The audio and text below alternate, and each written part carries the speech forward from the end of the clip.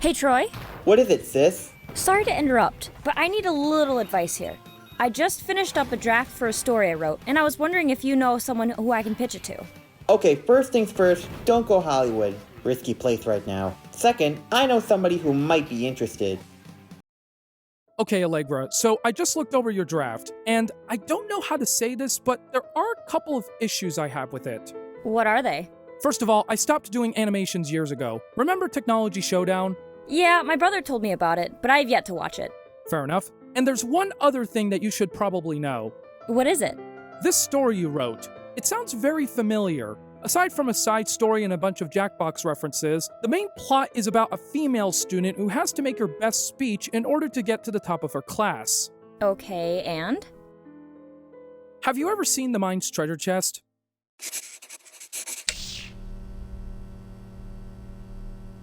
On one end of the educational film world, you've got the classics like Donald in Mathmagicland, or the hilarious in hindsight Kid's Guide to the Internet. What's a web page? Something ducks walk on? On the other end, you've got the bad or so bad it's good fluff, like the MST3K Rift, Last Clear Chance, or the rather infamous anti-piracy short film, Don't copy that floppy! which is a whole other subject entirely. And then you've got somewhere in between, such as the 1991 educational feature film, The Mind's Treasure Chest, a film about the science of libraries and how research worked in the early 90s, while also attempting to tell a story. And boy did they try. Now it's highly unlikely you've ever heard of this film, but you may have heard of its director. No, not that one. There we go. That's right, Harry Gottlieb, the guy who would later create You Don't Know Jack and the entire Jackbox Games legacy, directed and wrote this movie. It was one of the first projects made under his then newly founded production company Learn Television, the precursor to what would eventually become Jackbox Games, and was later adapted into an educational game that was sold to schools. But that's a story for another time. It's been over 30 years since this film made its debut in the classrooms, but does it still hold up all these years later? Okay, I may have been inspired by it when I wrote my story. Well, there's only one way to find out. You might as well sit back for the ride. I've got nothing else going on, so I guess I'll join in for fun. Anyways, sit back as we take a fiber optic field trip to the library. This is my review of The Mind's Treasure Chest. Whatever you say. The film opens with the usual sponsorships you'd see on a PBS show. The Follett Software Company. Gotta love that early CGI. It's going to age like fine wine in a few years. The film was produced by George Elder through his production company Luminaire Film Productions, who would later go on to produce Box Borders and the Rick Bayless-hosted Mexico One Plate at a Time. Wow, they're so proud of the music score that they had to be credited in the opening, huh? Hey, everyone used to get credited in the opening decades ago.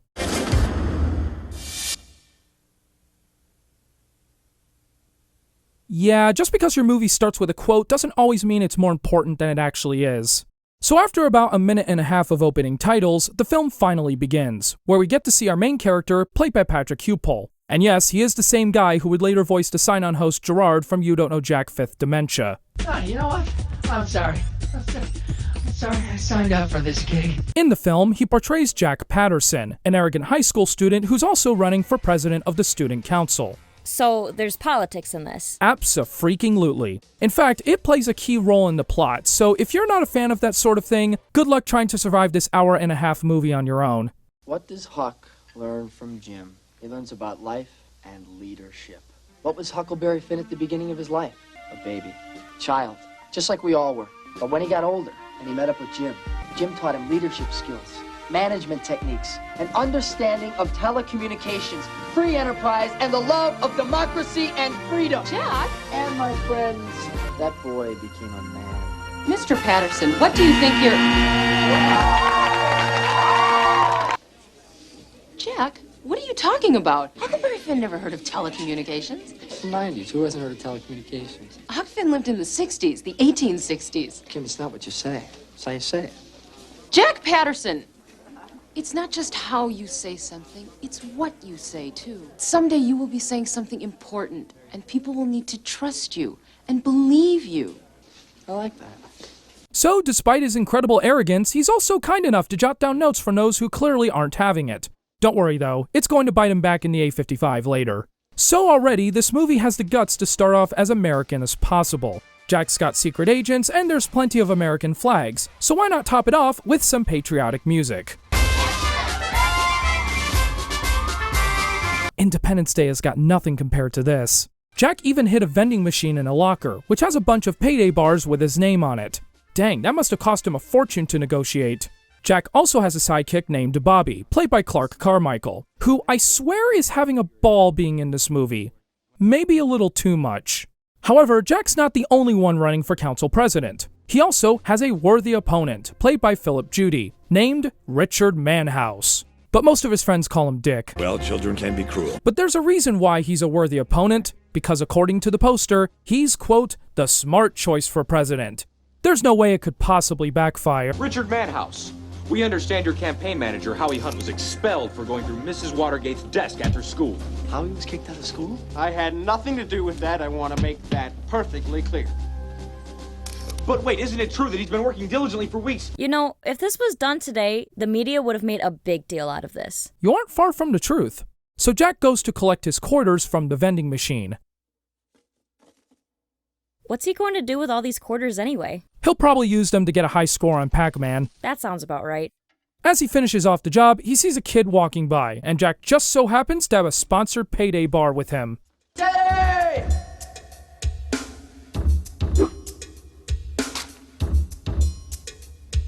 You gotta love that blue screen effect of the candy bar flying by. It makes the crappy CG in modern movies look really good in comparison. Also, there's no way you can make a perfect throw like this from far away, unless you have extremely good luck.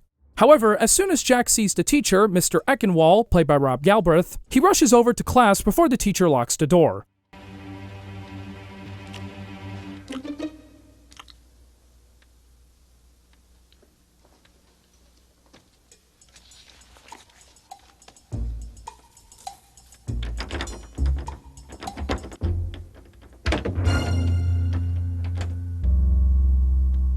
I don't know what that's all about. You've got 3 students strapping their gum, a kid gets locked out of class and slowly moves away in a creepy manner. What's the point of all that? Don't worry, they'll come into play way later. But that's nowhere near as important as the smart tactic Manhouse uses to win the election. He simply turns his head to Jack while he's distracted as soon as the teacher asks a question.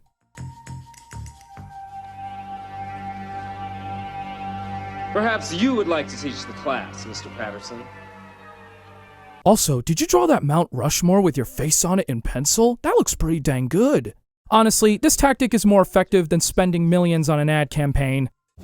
I'm Savvy Sage, and I approve this message. So even though we pretty much know who the bad guy is, Richard's strategy of taking advantage of Jack's ignorance seems to be paying off, as he keeps getting his attention, while also having the teacher repeat the same words like it's a CDI game. Perhaps you would like to teach the class. Perhaps you would like to teach the class, Mr. Patterson. Seriously, how many more times can you do this before you actually stop what you're doing? Now behind in the polls, Jack and his sidekick, in a neatly lit shot, are clearly not pleased with how things are looking for them. This whole thing in your history class is wiping us out in the polls. We got no lead anymore. It's that stupid scribbling in class, Jack. Why? Why do you keep doing that? Because I'm bored. Bored? So what? Just keep your head up and pretend to listen. I don't want to do that. Why not? Because they might call on me. Okay, you asked for it. Drama! Gosh, I'll never get sick of that joke. This election is day after tomorrow. You better do something spectacular right away if you plan on winning. So after presumably seeing the light of God, Jack decides that he wants to give his best talk for his next assignment on Kennedy and the Cuban crises, so he can have a better chance at winning the election. This, of course, leads to one of the funnier scenes in the film. Hey, Jack. The library's that way. You know, even though I've seen this done before in other movies, I still can't help but chuckle, especially with how serious he's taking all this. So after Jack tells Bobby to wait out in his car, very patiently, he heads over to the school library to get started with his research. We also get introduced to the school's librarian, Carla Sanchez, played by Elizabeth Acera. After Jack grabs an encyclopedia, he meets another student in his same class, Samantha Perkins, played by Holly Hancock, who later helps him out with his research. But not before this moment.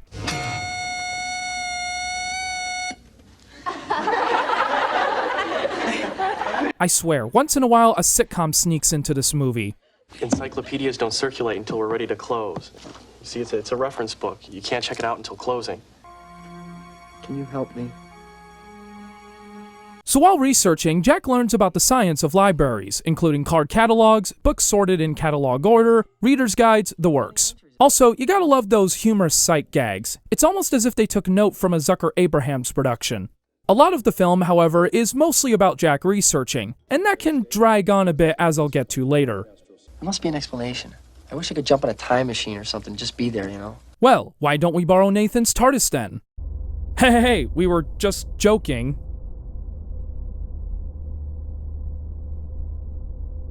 Why don't we just talk to my friend Jerry instead?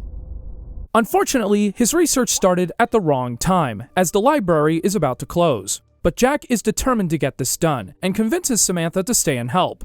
After she reluctantly agrees, they sneak into the best possible hiding spot. A restroom. Yeah, you all know where this is going. On pages 16 through 25, tells you right where to go. Sorry, I didn't know anybody was in here. Mr. Smith, is that you? Yeah. Will you be sure and lock up before you leave, sir? No problem.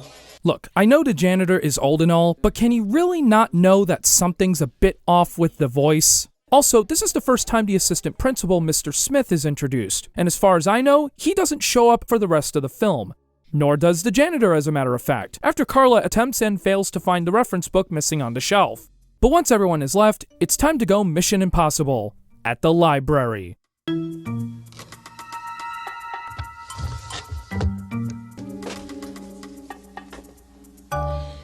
Jack? After not being able to find the magazine they're looking for on the shelf, they go to the microfilm section, where archived copies of magazines and newspapers were kept back in the day. Now keep in mind, this was before the existence of news websites, online blogs, and of course, the Internet Archive. Oh hey, I've heard of that. I saw it the other day running on one of the college library computers. Oh really? Is that how you found out about it? What is that? Oh, this? This is the Internet Archive, which we use here for much older books. Just search for whatever you're looking for, and it's right there. No need for microfilm, like we had back in my day. Well, that's great and all, but what's a microfilm exactly? Well, it's a long story.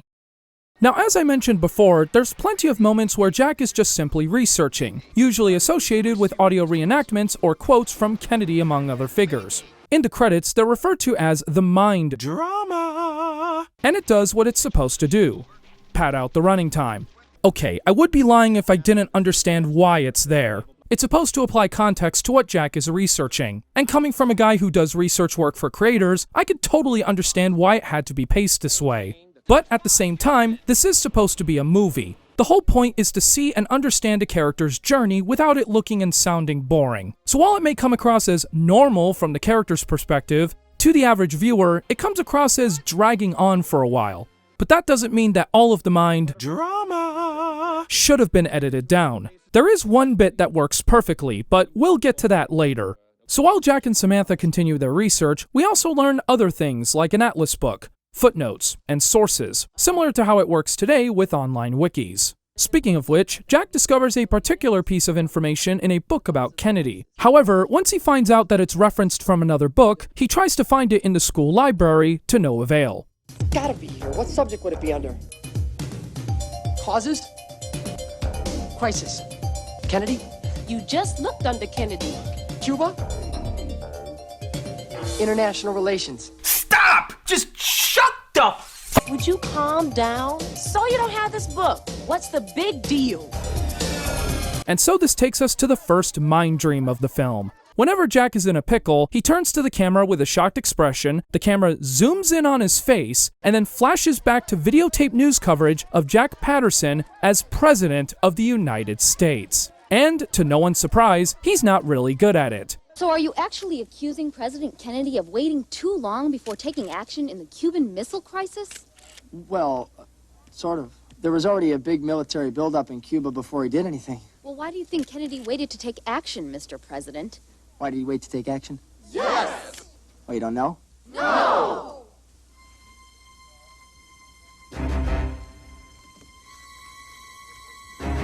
Actually, Kennedy didn't want to jeopardize a secret initiative. Plans were already set in place to get rid of Castro by destroying the capital of Cuba with the help of aliens from space.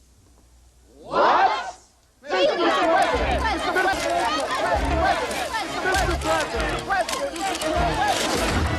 So after that sharp turn, Jack rushes and struggles to find the book in the library, while the film suddenly turns into the Blair Witch Project for a brief moment.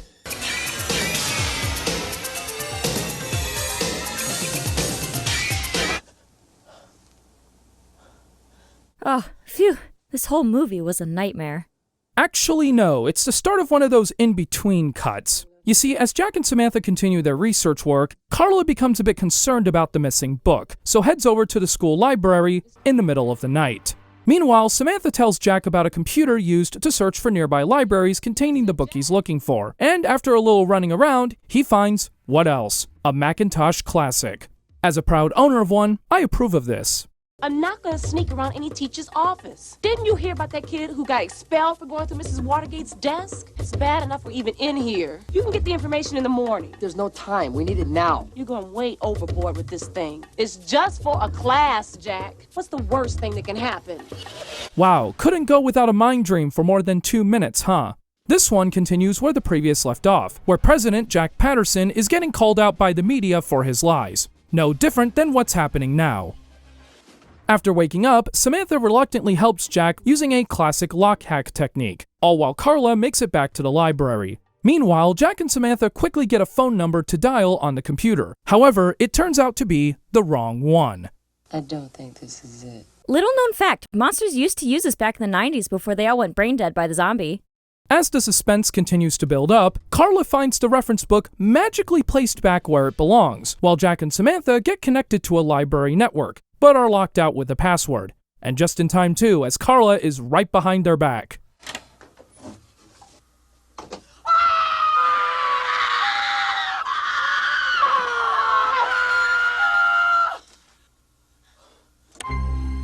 I'm sorry, this part is so cliche, I kind of find it hilarious. In fact, you could probably take this clip and use it in any out-of-context scenario. Like this. Welcome, potential hires. We're thrilled you applied for this exciting employment opportunity. Or heck, since this movie already has a couple sitcom moments in it, why not go further?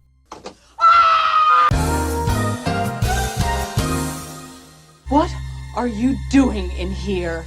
Research? Really? Yes. On what? Kennedy? Kennedy. Yeah. What are you trying to find out? Specifically? Very specifically. Specifically, why your pajamas look like you just came out of a karate class. Or why your shirt says 027.8. Or why you're wearing bunny slippers in the middle of a library. Or why you sound like Helen from You Don't Know Jack. Can you just shut up and let the scene play out? Sorry. You realize you could both be expelled for this? And who are you? Jack Patterson.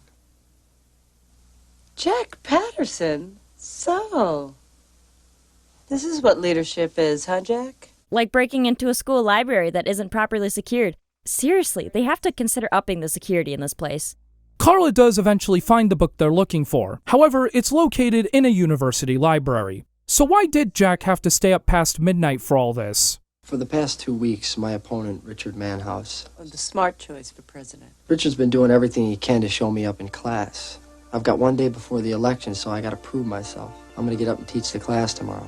Why would Mr. Eckenwald let you teach his class? He asked me to teach class every day. Perhaps because your opponent was taking full advantage of your arrogance. If you had actually noticed and learned something from this earlier, this whole ordeal wouldn't have happened in the first place. But don't worry about that. It gets better from there. Oh, because Richard did that 25-page report on Kennedy last year. Yep, that's 3 mind dreams in the span of 10 minutes. And in case you're wondering what this one is, it's the president getting impeached. Again, totally aged great. Okay, I'll stop. Now, I will give credit. Not only does it show everybody in his school he's interacted with, but it also plays out like a live political news broadcast, right down to the fact that Dick Manhouse is a repairman. Yes, I know what the R actually stands for. I'm just trying to make a joke referencing a Sesame Street sing-along tape I grew up with as a kid.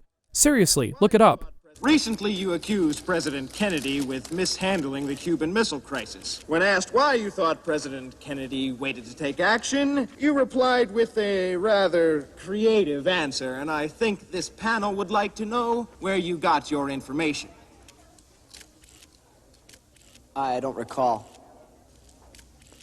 You don't recall, Mr. President?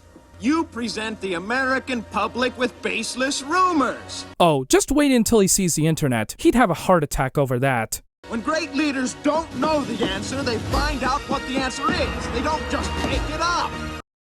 You know, he is right. Even back then, it's always important to recall evidence to make sure they're factually correct, and not just assume that the claimant can be trusted. But considering the current climate of mainstream and social media, it's kind of hard to trust anybody nowadays. The reason why I put a lot of time and effort into my research work is because I actually care about making sure it's being preserved correctly, and not quickly cobbled together like a fandom article with no citation. And if someone does point out a mistake in my work, I won't just ignore it, I'll actually do some digging if it has merit to it. In today's world, I think it's important for a historian to make sure they get their facts correct, and don't assume something happened without looking into it firsthand. The same thing can be said in the content creation space. I've seen big creators rush something out for their followers to make a quick buck, without double checking their information, which, from my perspective, isn't morally the right thing to do. So I understand Manhouse's frustration here. Even though he's still antagonistic towards Jack Patterson, his response is justified, because at least he has a general understanding of how proofless information can really hurt rather than heal. You done, Sage? Yeah, I'm finished. Sorry, I just had to get that out of my system. Anyways, back to the movie. You are deceiving the very people who expect to trust you and believe you. Jack? Are you sure this isn't a movie about the psychology of Jack and how much stress he can take from all this? The less you think about it, the better. So Carl reluctantly agrees to take both of them to the university library, where the books are. This calls for another sitcom moment. Who's going to drive? Where you been? My mom's gonna kill me. Doing research, Bobby. Follow that car. Clark Carmichael, everybody! Let me tell ya, that kid is going places. Coming up next, we have a very special guest from an irreverent trivia game show that had recently escaped the... So Carla heads over to the house of her college professor and university librarian, Dr. Sid Hoshaw, to pick up the key to the library. I also can't help but notice his address number is 2014, which also happens to be the same year the first Jackbox Party Pack came out. Coincidence? I think not! I assume this is very important research you're doing, Carla. Is this for the government? Sort of. So they head on over to the University Library, which is actually the Northwestern University Library located in Evanston, Illinois. Unfortunately, the key that was given to them doesn't work, but thankfully Samantha has other plans. Now, I'll be the first to admit, these shots of the University Library, both inside and outside, look pretty good. It has a vintage, but also kind of modern feel at the same time, and the lighting is also pretty good. I also like that the university utilizes a whole set of computers, both Mac and PC, rather than just one platform like in the high school. While we're at it, remember that Follett software intro at the beginning? Well, they play an important role in this film, as you can clearly see the characters using their software during the second half. It's kind of like an advertisement when you really think about it. Unfortunately, even a digital card catalog can't help our heroes, as the book they were looking for was checked out. But thanks to Follett's keyword search, he's able to find an alternative source.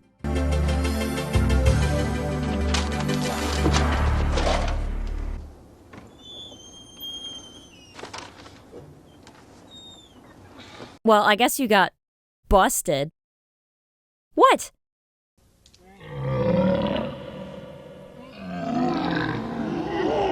Ah, great. Now this movie's turning into Ghostbusters. Gosh dang it, Jack. You ruined my dream of becoming president. Sorry.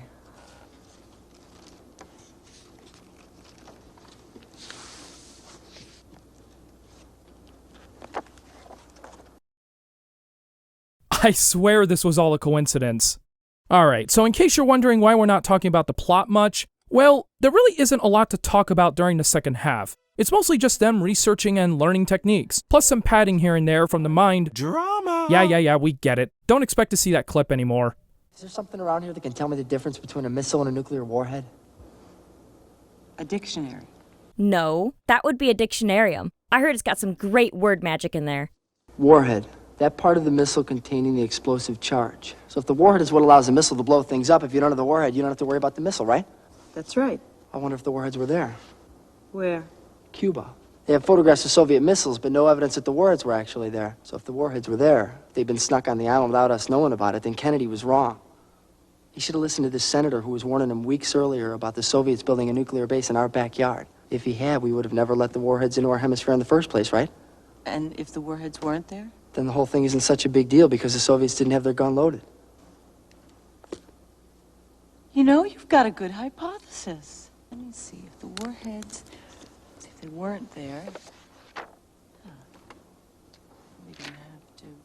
So here's where the shots get a little strange. At this point, most of the movie had been shot on film, but at around the 56.5-minute mark, when they get to the least lit part of the library, it suddenly changes to a smooth frame rate. When I first saw the film, I expected all of it to be shot on film outside of the titles and Mind Dreams. The latter part makes sense given that they take place in Jack's imagination. But here, my best guess is that film couldn't capture the dark enough lighting, so they had to resort to using videotape. Well, if that's the case, why couldn't they slow it down? In fact, they did that before in a previous scene. Sure, it looked a little choppy, but at least it was somewhat consistent. And before you mention it, yes, I'm no stranger to changing frame rates in my videos, but at least it was done in a creative manner, for the most part. So yeah, kind of a strange thing to nitpick, but it really did throw me off a bit at first. On the plus side, we do get this funny bit.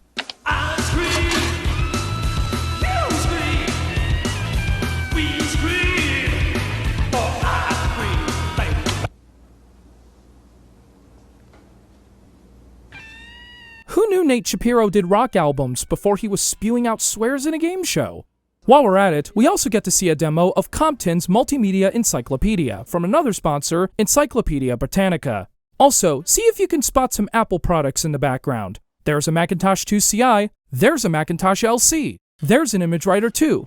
Ooh, an Apple CD SC drive. Whoa. Slow down here, fella. How do you know all this stuff? That's what going to computer conventions will do to ya. It's not here. You gotta be kidding me. Somebody didn't return it. Or didn't want to return it. Don't you find it a little strange that all these vital documents just happen to be missing right when I need them most? I'm talking about political sabotage here. Or it could just be a coincidence. So after the film reverts back to film, I guess, our main characters continue their research journey, but it's clear that they're getting very tired, or they just want to leave the set. Do you know how the crisis ends, Jack? Yeah, we didn't have a nuclear war. No, really. Look, Miss Sanchez, you told me to concentrate on the question of whether or not the warheads were on the island. Jack, it's past 4 o'clock in the morning and you don't even know how the crisis ends. Before you go chasing after specific issues, you've got to understand the big picture first. Yeah, try saying that to today's journalists. I got a lot of work to do. Jack, I'm hungry and I'm tired. You can make do with what you've got. I want to go home and... Hold it, Jack! Don't worry, this will be the last one, trust me. While we're at it though, have you ever noticed the date in the corner of the mugshot board? I know it's supposed to refer to Independence Day, but maybe it has some connection to this film's release date. Or maybe it was when this particular scene was shot. Or maybe I'm just making up some theoretical crap. Let's move on. Return to Earth, Jack! Don't you dare go off into one of your weird trances again. But wait a minute, I thought they were called Mind Dreams. It's in the credits for crying out loud. Come on, movie, make up your mind. When I woke up this morning, I felt like basically I knew everything there was to know. I mean, not everything, but pretty much everything. I feel like I don't know anything. Well, if that's the case, then you don't know Jack. I see what you did there. So after some more mind drama, Jack finally figures out something about Kennedy that maybe he could reflect on. I know why Kennedy waited to take action. He waited in order to understand the situation until he knew the truth about what was going on over there. With the Bay of Pigs, when he first got into office, he relied on somebody else's judgment, the experts. And they gave him only 2 choices: do it the way we planned or don't do it at all. His advisors told him to do it, so he did, and they were wrong.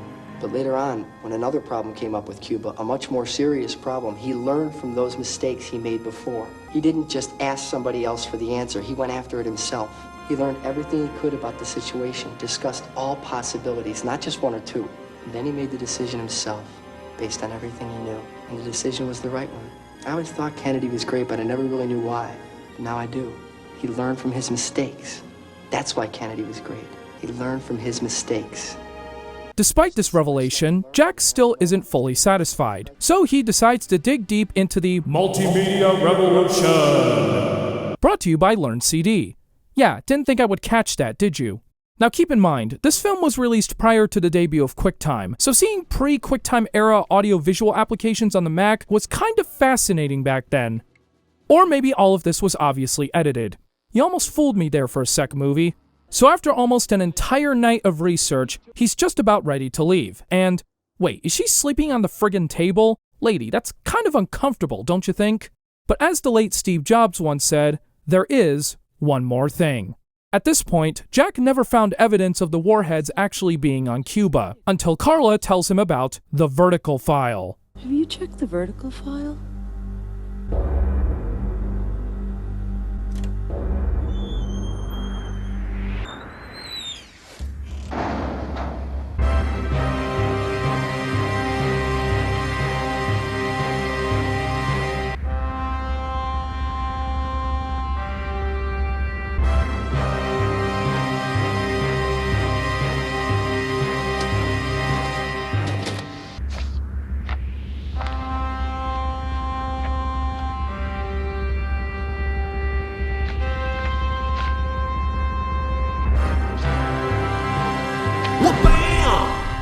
So he finds the article about the warheads in Cuba and delivers the good news. Vertical file? Vertical file. Rhetorical? Rhetorical. However, time's running out for our main leads. Oh, God, we gotta get out of here. Just waiting for you. Unfortunately, though, Jack makes another big mistake. He forgot to take notes from his sources. Oh, wonderful. This whole night's a total loss. I can't remember everything without these books. Welp, I guess this calls for another mind dream. Oh, I forgot, there aren't any more. Never mind. Samantha suggests that he photocopy the evidence for the class. Carla, reluctant at first, does let Jack do the work alone, as long as he can make it back on time, and to make sure he leaves no traces. This calls for a montage.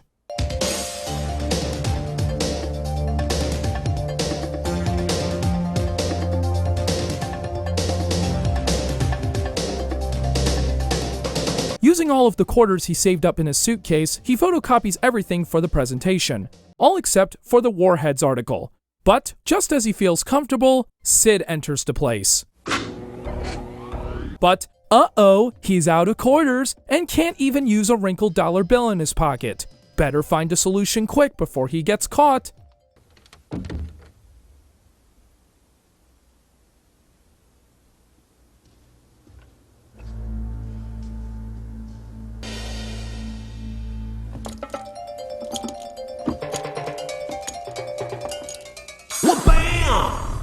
So after getting a spare quarter from the vending machine, he finds himself cornered.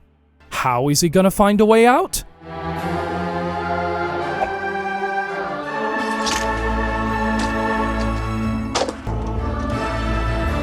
Of course, do the impossible blue screen throw, and with sheer luck, have a book conveniently land on the photocopy button. Genius.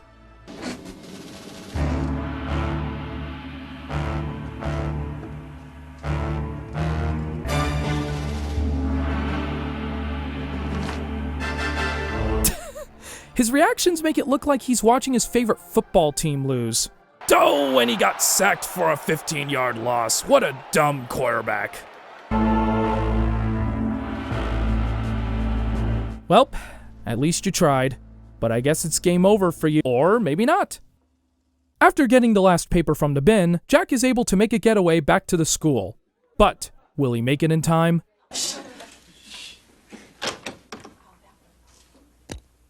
John F. Kennedy and the Crises in Cuba. I assume you've all done the reading. During John Kennedy's presidency, there were two major events involving the island of Cuba: the Bay of Pigs and the Cuban Missile Crisis.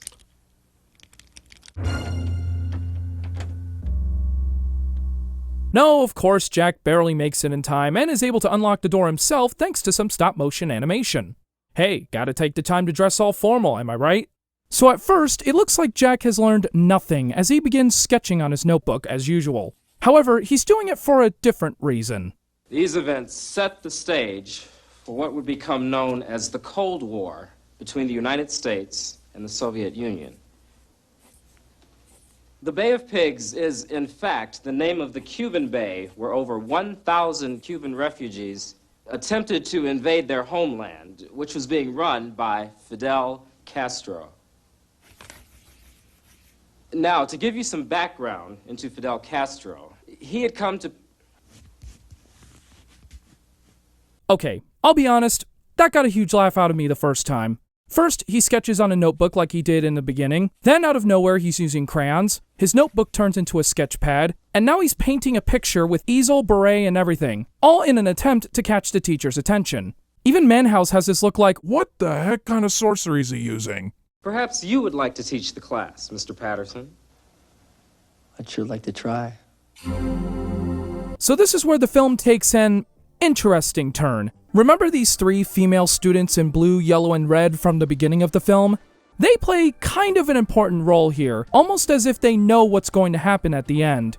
As Jack is going through his presentation on Kennedy and the Bay of Pigs, the film starts turning into a music video. A quickening pace, the human race. Would you base your life on a kiss? Or open the doors to the room with the books and discover the mind's treasure chest? At first, you kind of start to dig it, but then this happens. If you can't get your hands on the facts you see, if your information becomes obsolete, you can go, don't you know, you can go, when you can find out what you need. Library. I don't remember this being in the film. Well, now you do. I mean, it's already distracting enough that the ladies' bums are shaking in front of the camera at one point, but aside from that, it's got some good visuals and editing. Plus, you do get a rather catchy tune on top of it.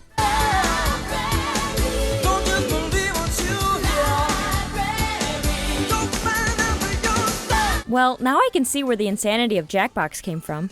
The fact that it turns into a cheesy 90s music video, complete with dancing girls and makeup and everything, at first turned me off a bit, but now it just makes me smile. It's so cheesy that you kinda have no choice but to laugh. And like I said, the song itself is pretty dang catchy. It's literally about the mind's treasure chest. And the library. Even the Mac Classic gets a chance on stage. It also leads to one of my favorite scenes in the entire film, where Jack brings up the warheads on Cuba. In the middle of the crisis, Castro sends a desperate message to Khrushchev. Fire the missiles. That's a lie. You're making that up. Yes. Not only is it well written, well paced, and well acted, but it also focuses on a subject that's still relevant today. Finding out new facts years after the events occurred. You know, Richard, I never would have believed it myself. It sounds so terrible. And I stumbled across this article. Accidentally. Came out 26 years after the event itself, so I guess most people just aren't aware of it. I certainly wasn't. When doing research work, getting the right information is critical, but sometimes we initially don't know the whole story. But thanks to places like the internet, as well as interviews, we can learn new things about a particular person or event years after it happened. Of course, it's very surprising. This scene is a reminder that there's always more than meets the eye. In other words, there's more that goes on behind the scenes than the common folk would know. And that, what did Carla say again? You've got to understand the big picture first. Like I said, this is why I don't just go to one singular source for research. It's a whole bunch of sources combined, and sometimes you'll find something that no wiki, article, or even press release would list. This scene is living proof that proper research requires not just effort, but also true passion. Too bad it's followed up by this. Yep, after an amazing scene like that, it goes immediately back to being a cheesy music video. Yeah, I'm about as annoyed as Mr. Manhouse over there. Anyways, let me just wrap this up. Jack's speech becomes a success, wins the election, and is now president of the student council. All's well that ends well. This book is overdue.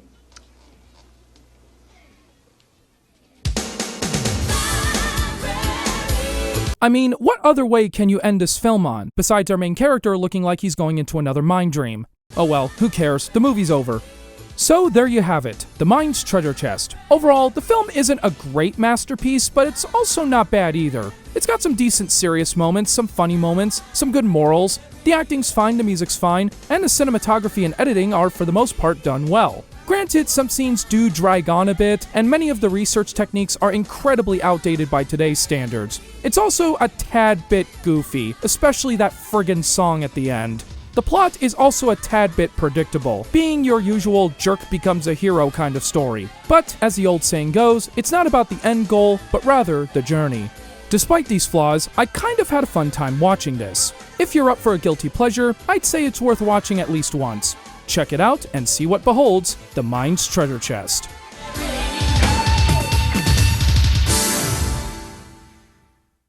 Well, this was fun. Yeah, I appreciate your help reviewing this movie with me.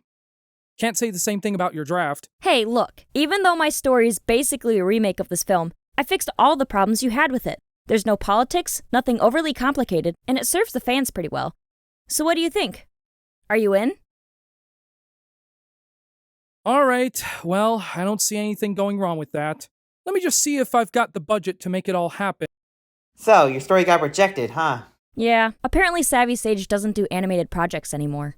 Well, sometimes you gotta move on. Go with the flow. Pursue your true passion.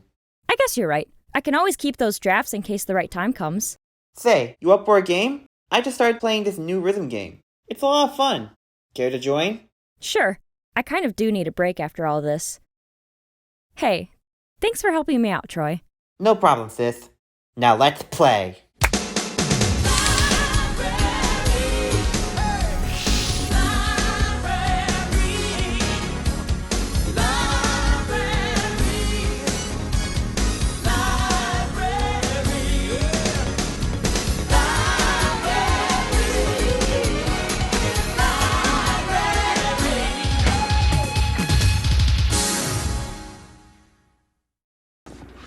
Where you been? My mom's gonna kill me. Doing research, Bobby.